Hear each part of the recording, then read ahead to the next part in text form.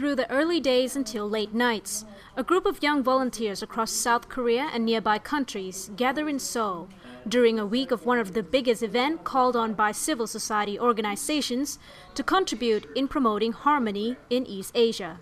Apart from the discussions to work out the best practices to achieving peace, the group of some 60 volunteers in the 5th International NGO Conference on History and Peace are ones which should not be overlooked. Broken into teams of different responsibilities, the multimedia, organizers, coordinators, and registration teams are only to name a few. International delegates would be most familiar with the translator team, where these university students are fluent in English, Chinese, and French.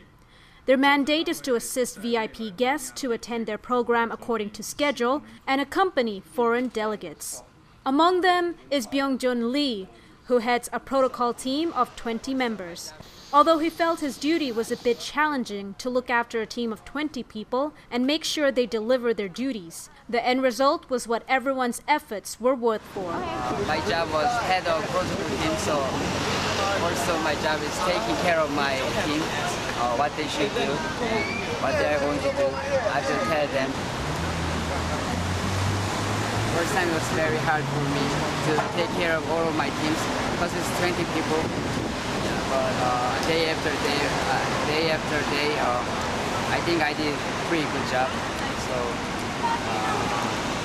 it is a good experience for me to taking care of someone.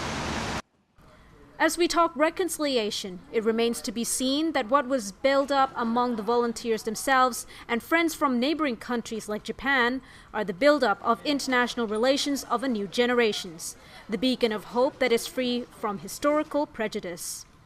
To most of the youngsters, the chance to getting to meet scholars and friends from countries within the region is considered an invaluable life experience. I could meet so many famous professors personally and officially, and I thought that was a great opportunity for me. We didn't really talk about political things in this event. We just talk about relationship between all the other countries. So I kind of want to go to see what events are going on in each countries, and kind of know about specific details. So yeah. As for me, I did a volunteer job to manage to take care of my VIP. Actually, I was so thankful that he was so nice and gentle to me, and so I was really surprised that it was so hard to get close to him at the first time, because it was my first time to be in charge of this volunteer. But he was so nice, and I was so relieved. And you mean your VIP? Yeah, my VIP. Yeah. So I think it was a great time. Currently, I'm a university student at Yonsei University, and I'm studying political science and international relations.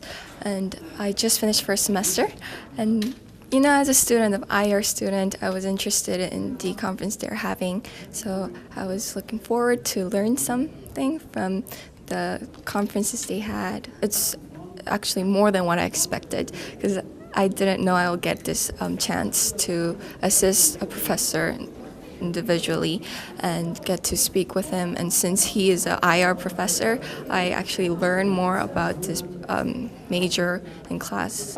I think it's more important than the one line on the paper, because the experience, life experience. And I thought the life is kind of saving something in the bank.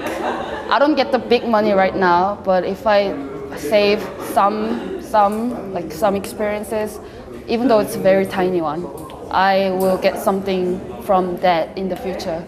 Though this could only depict a small example of the civil society's role in resolving the never-ending debates on history, it is a reminder that energy from the young ones will reflect the world's future they desire. They say only a freely constituted civil society is essential for any nation to acquire successful democratic governance, where solutions to bridging trust and relationship could be more efficient than any form of peace dialogue on conflict resolution. But that is only if the governments of the Asian continent would realize this vital fact. Although politicians have set the necessary frameworks, it would be to no avail without the people's commitment to actively engage in reconciliation. Juarawee Kittisilpa reports from Seoul, South Korea.